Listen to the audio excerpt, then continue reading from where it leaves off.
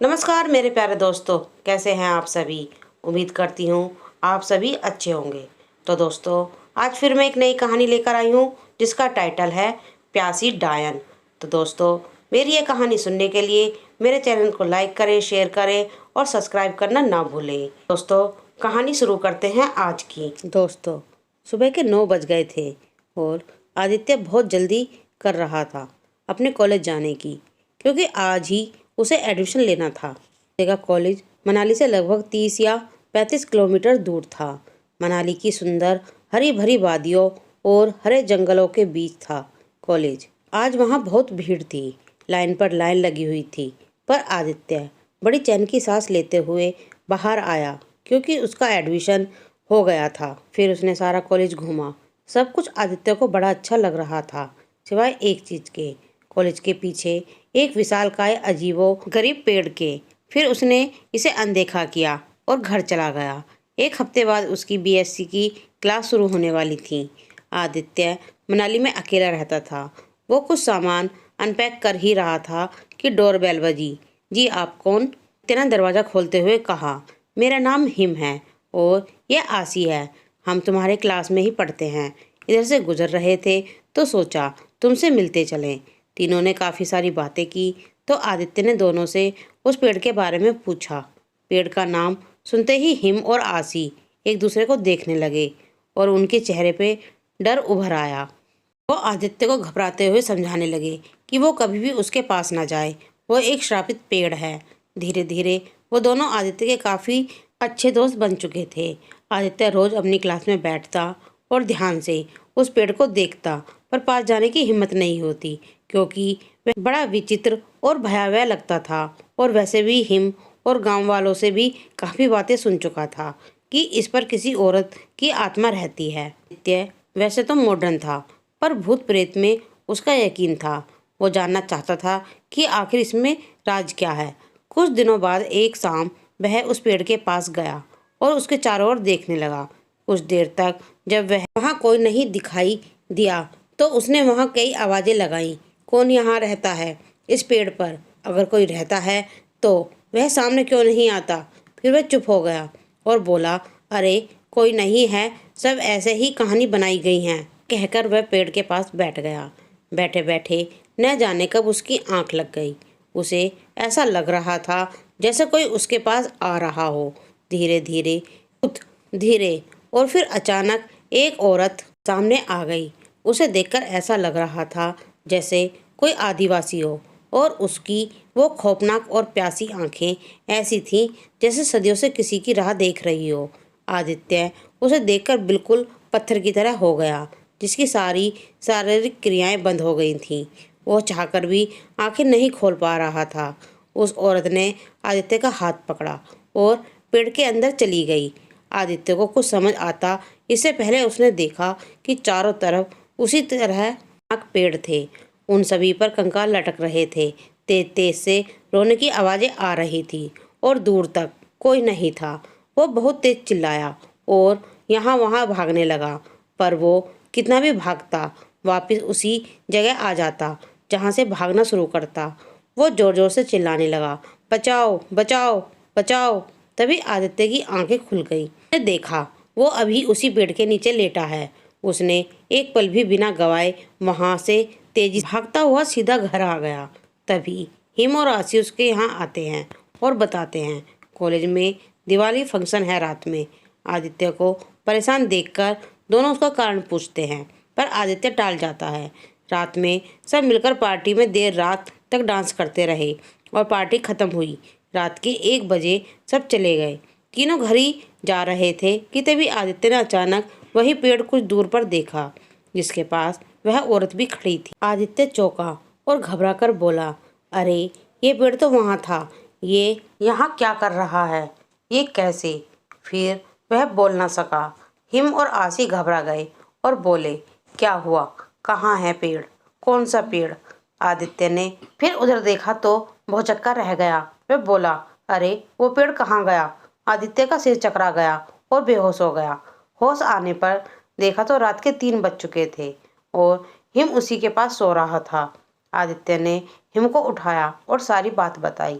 Him ने उसे समझाया कि यार वह पेड़ बहुत खतरनाक है, उसके बारे में मत सोच और सो जा। मैंने गांव वालों से बहुत डरावनी कहानियां सुनी हैं उसके बारे में। चल, मैं यहीं हूँ, तेरे पास सो रहा हूँ। फिर दोनों सो गए, लेकिन सपने में तो फिर वही। आदित्य पेड़ के पास पहुँच गया, जहाँ वह औरत गहनों से लदी हुई खुशी से नाच रही थी। उसके चारों ओर खून ही खून था, जिसे वो बार बार अपने जिस्म पे लगाती। जैसे ही वह वहां पहुंचा, वो औरत बोली, चला जा यहाँ से, और जिंदगी से प्यार करता है तो इस पेड़ के पास मत आया कर, और इसका राज राज ही रहने दे, वरना हा हा हा हा हा हा हा। और फिर वह गायब हो गई। फिर आदित्य की आंख खुल गई। उसने देखा कि हिम उसके पास नहीं है, तो वह और डरा। उसने सब जगह हिम को ढूंढा और आवाज भी दी, पर हिम का कोई जवाब नहीं मिला। अब वो समझ गया था वो औरत उसे नहीं छोड़ेगी। वह बहुत डर गया और उसने तेजी से दरवाजा बंद किया, तो देखा उसका हाथ किसी के हाथ के ऊपर रखा था। उसने पीछे देखा तो हिम सो रहा था। उसने कहा, तुम कहाँ चले गए थे? मैं तो यहीं था, तुम सो जाओ, मुझे बहुत नींद आ रही है, कहकर हिम सो गया। पर आदित्य को लग रहा था वो पागल हो जाएगा। 2 दिन से आदित्य घर में बंद था, उस औरत के डर से जिसे वो जानता ही नहीं।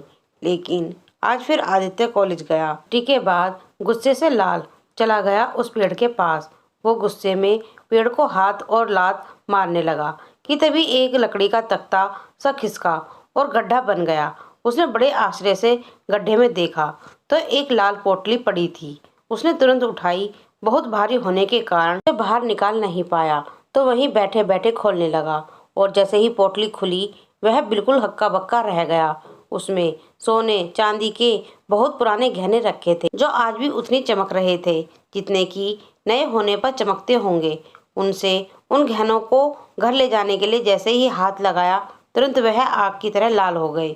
आसमान काला हो गया और तेज आंधी से आने लगी। पेड़ जो बिल्कुल सूखा था, उसमें से खून की धारा बहने लगी। और फिर वहां पर वही औरत जो गहनों से लदी हुई थी आ गई।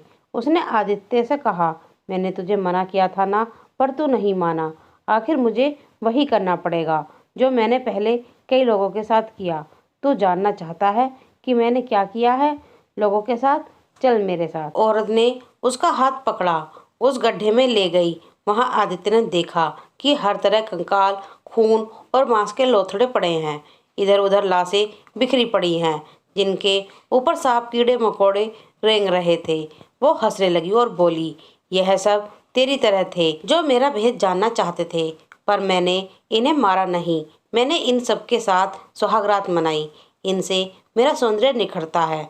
और फिर बस सबका खून पिया, जिससे मैं और ताकतवर होती हूँ। और फिर मैं उनके खून में नहाती हूँ, जिससे मेरे ये गहने और भी चमकदार हो जाते हैं। हा हा हा हा हा हा हा। उस औरत की बातें, ये राक्षसी हंसी सुन के आदित्य ठंडा पड़ गया। उसे नहीं समझ आ रहा था कि वो क्या करे। उसने यहाँ से भागने के लिए जैसे ही कदम बढ़ाया, तो वो औरत फिर बोल पड़ी, कहाँ जा रहा है? देख, मैंने हमारी सुहागरात के लिए कितनी अच्छी सेज सजाई है। आदित्य ने उधर देखा तो बदबूदार मांस के लोथड़े का एक बिस्तर सा लगा हुआ था, जिसपे जाकर वो औरत कामुक अवस्था में लेट गई और बोली, अब तुम्हें भी मैं यहीं सुला दूंगी, पर एक प्यारी सी चीज दिखाने के बाद। देखना चाहोगे? उधर देखो। आदित्य ने उधर देखा तो वह खड़ा न रह सका और जमीन पर गिर पड़ा, क्योंकि दीवार पर आसी की लाश लटकी हुई थी। उसे बार बार आसी का चेहरा और उसकी हंसी याद आ रही थी। फिर उस औरत ने उसे एक और चीज दिखाई, जो कि थी हिम की लाश। उसे तो विश्वास ही नहीं हो रहा था कि यह सब असलियत में हो रहा है या सपने में। आदित्य गुस्से में आकर बोला, मैं तुम्हें मार डालूंगा। तुमने मेरे दोस्तों को मारा क्यों? बोला, तूने ऐसा क्यों किया? वो औरत जोर से हंसते हुए बोली, बेचारा, इतना भी नहीं जानता कि तेरी आसी और तेरा ही दोस्त जिंदा कब था? हाँ हाँ हाँ हाँ हाँ हाँ। अरे बेवकूफ, उसे तो मैंने तेरे यहाँ आने के 20 साल पहले ही मार दिया था। उनकी आत्माओं को मैं मार नहीं पाई, क्योंकि उन्होंने शादी करके सुहागरात भी मना ली थी, और मैं सिर्फ कुंवारे लड़कों को अपना शिकार बनाती हूँ। जो मेरी प्यास बुझाते हैं। तेरे दोस्तों ने इस पेड़ के पास आने के लिए मना किया था ना, वो उनकी आत्माएं थीं, लेकिन मैं तुझे कैसे जाने देती। हा हा हा हा हा। यह सुनकर आदित्य को याद आता है कि पहले दिन वो दोनों कैसे जाने कि मैं यहीं रहता हूँ। उन्हें कैसे पता चला कि मैं पेड़ के पास जाना चाहता हूँ। जब मैं आशी से पेड़ के पास जाने को कहता था तो आशी गुस्सा हो जाती थी। और उस दिन हिम रात को कहाँ गायब हो गया था। आदित्य वो सारे पल याद करके फुट फुट कर रोने लगता है। उधर वो औरत जोर जोर से नाचने लगी। आदित्य की आंखों में बदले की आग थी। उसे चिल्लाकर पूछा, आखिर तू है कौन, क्या चाहती है, और इन सबको तूने क्यों मारा? बोल, बोलती क्यों नहीं? तब उस औरत ने बताया कि मेरा नाम सराफी है। यहाँ 200 साल पहले एक घना जंगल था जिसमें हम आदिवासी अपना कबीला बनाकर रहते थे। हम बहुत खुश थे। हमारी छोटी सी दुनिया थी। मैं चाहती थी कि मैं बहुत अमीर बन जाऊं। कबीले के सरदार के बेटे से मेरी शादी हो जाए और मैं सारे कबीले की मालकिन बन जाऊं। लेकिन एक दिन सरदार की नज़र मुझ पर पड़ी और उसकी नीयत खराब हो गई। उसने मेरे बाबू से कहा, तुम मुझे अपनी बेटी दे दो और मैं तुम्हें मालामाल कर दूंगा।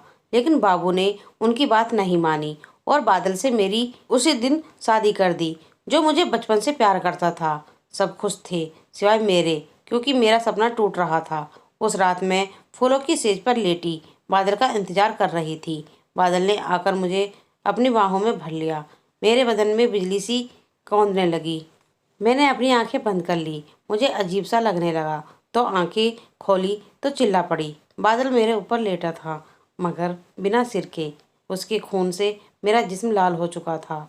मैंने उसकी लाश को जोर से फेंका और सामने खड़े सरदार से बोली, उसने धोखा क्यों दिया? शर्त ये थी कि बादल को सुहागरात के बाद मारेगा, लेकिन सरदार ने उसे पहले ही मार दिया और बोला, तू सिर्फ मेरी है और सबसे पहली सुहागरात तुझसे मैं मनाऊंगा। मैंने शर्त के अनुसार अपने गहने मांगे तो लेकर सरदार ने गहनों की पोटली बादल के खून में फेंक दी और जाकर बिस्तर पर लेट गया।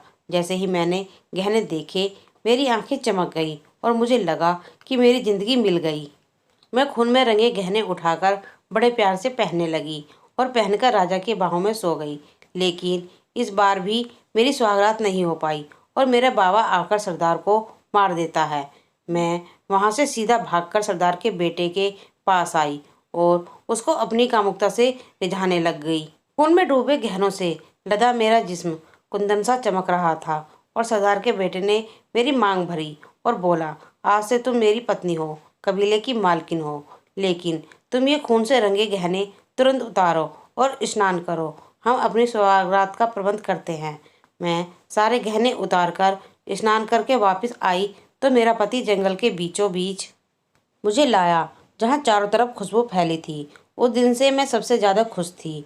वो मुझे जंगल के सबसे पुराने और खुशबूदार फूल वाले पेड़ के पास लाया और बोला, अंदर चलो, इस विशाल पेड़ में गुफा है, उसी में मैं तुम्हें अपनी रानी बनाऊंगा। और उस रात मेरी प्यास बुझी। मैं कबीले की रानी बन गई और उन गहनों की मालकिन। लेकिन सुहागरात गुजरते ही रात के तीसरे पहर में वो उठा और जाने लगा। मेरे पूछने पर उसने कहा कि मैं जा रहा हूँ, लेकिन तुम यहीं रहोगी। मैं कुछ समझती। इससे पहले उसने उस गुफा का रास्ता बंद कर दिया और पेड़ में आग लगा दी और बोला, तू किसी की नहीं हो सकती। तूने अपनों को मारा है। अब यहीं तड़प तेरी आत्मा इसी पेड़ में कैद और गहनों के मोह में पड़ी रहेगी। तुझे कभी मुक्ति नहीं मिलेगी। मैं जलती रही, चीखती रही, लेकिन वो चला गया। पर देख, मेरी काली शक्तियों ने मुझे जीवित कर दिया। अब मैं बहुत शक्तिशाली बन गई हूँ। उस दिन के बाद मैंने पूरे गांव को ऐसे ही तड़पा तड़पा कर मार डाला। कितना मज़ा आता है किसी को मारने में। पर तू डर मत, तुझे भी बहुत मज़ा आएगा, लेकिन मरने में। हा हा हा हा। यह कहकर डायन गायब हो गई। आदित्य ने हिम और आशी की लाश को एक साथ रखा और रोने लगा। उसके आंसू से बदले की आग निकल रही थी। अपने आंसू पूछते हुए वह बोला, शुक्रिया मेरे दोस्त, तुमने तो कोई रिश्ता ना होते हुए भी निभाया, मेरा साथ दिया, मुझे आगाह किया कि तुम मत जाओ उस पेड़ के पास। मुझे माफ़ करना मेरे दोस्तों, मुझे माफ़ करना। तुम लोगों की कुर्बानी बेकार नहीं जाने दूंगा, मैं उसको मार डालूंगा। अचानक वहाँ पर तेज रोशनी हुई और आसी और हिम की आत्मा आ गई। आदित्य रोते हुए बोला, मेरे दोस्त तुम लोग कहाँ चले गए मुझे अकेला छोड़कर। हिम और आसी ने उससे कहा कि ये वक्त रोने का नहीं, दिमाग से काम करने का है। हम तो मर चुके हैं, पर हम तुमको यहाँ से बाहर निकालना चाहते हैं। हम तुम्हें रास्ता दिखा देंगे और तुम यहाँ से निकल जाओ, क्योंकि इसे मारना बहुत मुश्किल है। फिर उन्होंने उसे रास्ता बता दिया और कहा कि जब तुम्हें हमारी कभी ज़रूरत हो तो रात के दूसरे पहर में याद कर लेना, हम आ जाएंगे, क्योंकि दूसरा पहर ख़त्म होते ही हमारी शक्तियाँ नष्ट हो जाती हैं। फिर हिम और आसी गायब हो गए। आदि तो तुरंत बाहर जाने के लिए भागा, पर उसके दिल से पुकार आई, जो लोग तुझे जानते भी नहीं वो तुझे बचा रहे हैं, और जिन्हें तू जानता है, अपने दोस्त मानता है, उनकी मौत का बदला लिए बिना तू जा रहा है। वह तुरंत चिल्लाने लगा, सराफी तू कहाँ है, सामने आ डायन। सराफी तुरंत आ गई और उसे जंजीरों से जकड़ दिया। उसे मारने के लिए पहले उसने उस पर कई वार किए, फिर कहा कि रात के तीसरे पहर में मैं रानी बन जाती हूँ। अपने वह गहने पहनकर उसी वक्त तुझसे स्वागरात मनाएगी और उसको खून चूस कर मार देगी। कुछ पल और इंतजार कर ले मौत का। हा हा हा हा।